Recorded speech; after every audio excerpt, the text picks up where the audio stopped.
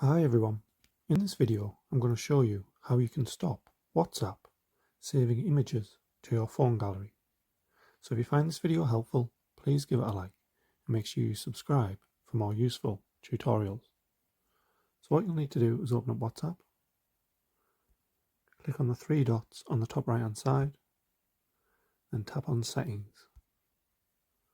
Once you're on here, you should see chats near the middle, so you just want to click on there. And then near the middle you should see media visibility. So this will just let you know, show newly downloaded media in your device's gallery.